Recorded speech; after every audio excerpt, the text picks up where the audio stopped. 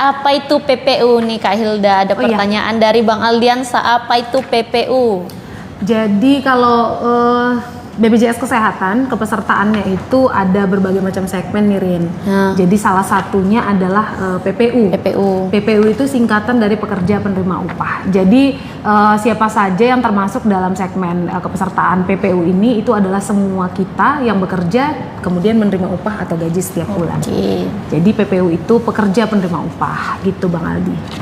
Gitu ya Bang Aldi, jelas Bang Aldi. Kalau masih kurang boleh di typing kembali. Bang Uya, terima kasih sudah membantu menjelaskan. Oke, pertanyaan berikutnya Kak, gimana pekerja yang masih ada tunggakan mandiri tapi disuruh daftarkan ke perusahaan? Apa tidak double bayarnya? Oh, jadi seperti yang tadi kami jelaskan di awal, ada segmentasi kepesertaan di BPJS Kesehatan di JKN ini. Salah satunya adalah PPU. Jadi ketentuannya untuk pendaftaran peserta JKN ini tidak ada double identitas ya Rin. Jadi identitas itu hanya satu, tunggal, hanya NIK. Jadi kalau NIK-nya sudah terdaftar jadi peserta mandiri, kemudian dia bulan depan mungkin dia bekerja di perusahaan, maka segmen kepesertaan mandirinya itu yang akan dialihkan menjadi segmen PPU. Artinya tidak lagi perlu membayar mandirinya, kemudian membayar lagi dari perusahaan. Nah, gimana tadi kalau misalnya menunggak gitu? Sesuai dengan ketentuan di Peraturan Presiden 82 tahun 2018, itu yang menunggak, mandiri menunggak, boleh segera dialihkan langsung menjadi PPU tanpa harus membayar dulu kewajiban tunggakannya. Jadi dialihkan dalam keadaan menunggak gitu Rin. Namun kewajiban membayar tunggakan tetap harus dilakukan paling lambat 6 bulan setelah dialihkan menjadi peserta PPU. Jadi nggak ada kendala sih harusnya. Gimana Bang Rian? Jawaban dari Kak Hilda apakah sudah jelas? Kalau belum bisa di typing di kolom komentar. Bunda Linka, Kak Rin. BSU bulan ini cair lagi Kak Bu? Oh maaf. Maaf ya Bunda Linka. Kalau untuk BSU itu dari BPJS Ketenagakerjaan, kita dari BPJS Kesehatan Bunda. Gitu ya Bang Aldi ya. Kak, BPJS nunggak lama bayar dan aktifin lagi ke kantor BPJS apa gimana? Oke. Kalau untuk tunggakan BPJS ini juga perlu kami informasikan ke semua yang nonton ya. Untuk pembayaran itu tidak bisa dilakukan di kantor BPJS Kesehatan. Jadi BPJS Kesehatan itu tidak menerima pembayaran iuran, tunggakan dan lain-lain gitu. Termasuk juga pegawai BPJS tidak dibenarkan untuk menerima pembayaran apapun. Jadi teman-teman boleh melakukan pembayaran ke channel-channel pembayaran yang sudah disediakan. Yang termudah mungkin bisa di Indomaret, Alfamidi atau bisa di kantor pos. Atau yang sekarang kan kita pakai handphone bisa lewat mobile banking atau bisa melalui ATM gitu. Jadi pembayarannya gitu. Kalau misalnya pembayarannya bisa di channel-channel pembayaran, tapi untuk mengaktifkannya itu nggak perlu lagi ke kantor BPJS Kesehatan. Karena setelah teman-teman bayar tunggakannya, maka kepesertaan JKN ini akan langsung aktif. Oke, gitu ya. Tadi pertanyaan dari Kak Nita Aji Gavin ya. Oke, Kak Nita, jelas ya Kak Nita ya. Untuk tunggakan tadi bisa dicicil atau harus lunas Kak? Dari Bang Rian Kak Hilda. Oke, dari Bang Rian. Kalau untuk sekarang BPJS Kesehatan menyediakan namanya program rehab. Ya, rencana pembayaran bertahap. Jadi pembayaran itu nggak harus dilunaskan sekaligus, tapi boleh dicicil. Gitu. Cara mencicilnya gimana? Boleh melalui aplikasi mobile JKN atau kalau butuh bantuan, petugas kita di kantor cabang siap membantu. Silakan datang ke kantor cabang terdekat. Seperti itu ya. Pertanyaan berikutnya, di mana bayar iuran BPJS? Di mana bayar iuran BPJS Kak? Aku nggak bisa bayar, katanya udah lunas tapi nggak pernah bayar. Gimana itu? Di mana bayar iuran BPJS? Tadi aku udah jelasin ya, kalau untuk pembayaran BPJS ada channel-channel banyak lah tersedia untuk pembayaran. Nah, aku nggak bisa bayar, katanya udah lunas, tapi nggak pernah bayar. Gimana itu?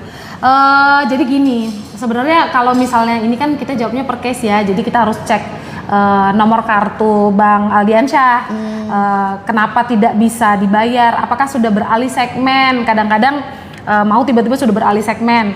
Namun gini, untuk lebih gampang, lebih mudahnya, biar bisa cek secara mandiri, teman-teman boleh download aplikasi Mobile JKN. Di aplikasi Mobile JKN bisa cek terdaftar di segmen mana, atau terdaftar kelas berapa, anggota keluarganya ada siapa aja, aktif atau tidak, kemudian kalau misalnya menunggak jumlah tunggakannya berapa, termasuk riwayat pembayaran bisa dicek di aplikasi Mobile JKN, termasuk juga kartu digital print. Jadi kan kita sekarang nggak cetak kartu fisik lagi ya. Selain bisa berobat pakai KTP aja, tapi di aplikasi Mobile JKN juga ada namanya kartu digital. Gitu. Seperti itu ya. Jadi untuk kartu BPJS ya itu udah bisa digantikan sama KTP kalau mau berobat. Atau di aplikasi Mobile JKN udah ada yang namanya kartu digital. Jadi bisa diakses lewat aplikasi Mobile JKN. Oke, pertanyaan berikutnya. Kak, dulu 2018 kan aku punya tunggakan. Pas mau dibayarkan kitanya sudah dibayar oleh sudah dibayarkan oleh pemerintah. Maksudnya gimana itu Kak Hilda? Ini Ransi Kanza ya, punya tunggakan. Jadi yang dibayarkan, jadi gini, pemerintah ini kan apalagi sekarang Tabaksel itu pemerintahnya namanya sudah menyandang predikat UHC, Universal Health Coverage. Jadi itu 98 penduduknya terhitung sudah terdaftar program JKN gitu. Nah, jadi kalau misalnya tahun 2018 Kak Ransi punya tunggakan, kemudian ternyata pas mau dibayar katanya udah dibayar oleh pemerintah. Jadi yang dibayar oleh pemerintah itu bukan tunggakannya, tapi pemerintah mengalihkan kepesertaan Kak Ransi tadi menjadi kepesertaan namanya segmen PBPU BPPMda, atau ringkasnya yang iurannya dibayarkan oleh pemerintah, entah itu pemerintah daerah ataupun pemerintah pusat. Jadi yang dibayarkan bukan tunggakan Kak Ransi, tapi iuran di bulan mungkin bulan berjalan dan bulan seterusnya itu yang dibayarkan oleh pemerintah. Tunggakan Kak Ransi tetap berkewajiban untuk melakukan pembayaran. Oke. Itu. Oke, ini ada pertanyaan dari Kak Lianinina. Kak, peralihan dari perusahaan ke mandiri gimana Kak? Peralihan dari perusahaan ke mandiri. Ke mandiri? Iya. Dari perusahaan ke mandiri yang mana ya pertanyaannya ya? Ntar dari ya. Kak Lianinina.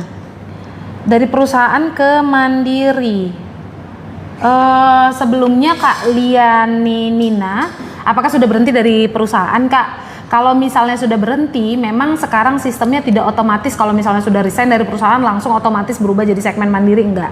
Tapi Kak Liani wajib melaporkan perubahan. Jadi kan itu termasuk dalam perubahan data, artinya tadinya bekerja sekarang sudah tidak. Jadi kakak wajib melaporkan perubahan itu. Kakak mau berubah jadi mandiri, laporkan ke kantor BPJS Kesehatan. Atau boleh melalui Pandawa juga. Udah tahu belum ya teman-teman? Pandawa, Oke, kita bisa ada layanan WhatsApp ya, bisa ke Pandawa atau boleh ke kantor cabang juga boleh. Gitu. Oke, kita lanjut ya pertanyaan berikutnya. Mana ya? Ini pertanyaan PBI semua. Atau boleh gini deh, Rin. Jadi kan tadi aku lihat banyak yang ini ya, banyak yang nanya soal BSU ya? Iya, BSU.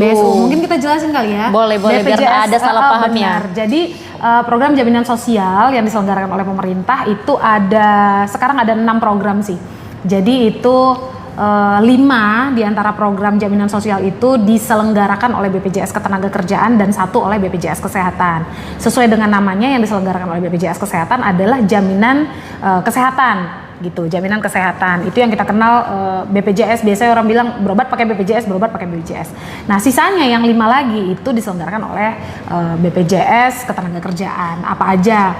Jaminan kecelakaan kerja, jaminan kematian, jaminan hari tua, pensiun, dan terakhir jaminan kehilangan pekerjaan. Oke. Jadi kalau teman-teman tanya tadi BSU itu semuanya ada di BP Jam Sostek ya, BP Jam Sostek. Jadi di BPJS Kesehatan nggak ada BSU, nggak bisa klaim-klaim. Yang bisa dilakukan di BPJS apa, Rin? Selama kartunya aktif. Rina bengong. Selama kartunya aktif, teman-teman bisa pakai untuk berobat gitu. Jadi pastikan membayar iuran sebelum tanggal 10 setiap bulan, pastikan kartunya aktif. Oke. Nah, ada pertanyaan dari BPJS Kesehatan Kak Cimelabo nih, Kak. Oh iya, Kak Cimelabo. Oke, halo. Pertanyaannya, Kak, dari Edabu bisa minta print e-kartu juga nggak ya, Kak? Berarti aku minta sama HRD bisa ya, Kak? Gimana ini tuh, BPJS Kak Kesehatan Kak Cimelabo nanya. Nanya atau kasih tahu? Ngasih tahu gak sih? Jadi bisa ya, lewat aplikasi Edabu itu bisa print. Tapi sebenarnya itu sangat tidak relevan dengan keadaan sekarang sih. Teman-teman cukup bawa KTP aja sih sekarang, nggak perlu merepotkan bawa-bawa tambahan kartu lain gitu. Jadi pakai KTP aja boleh, atau yang tadi aku bilang pakai aplikasi mobile JKN, pakai kartu KIS digital itu udah bisa gitu. Karena integrasi ya Rin sekarang pakai NIK aja udah bisa.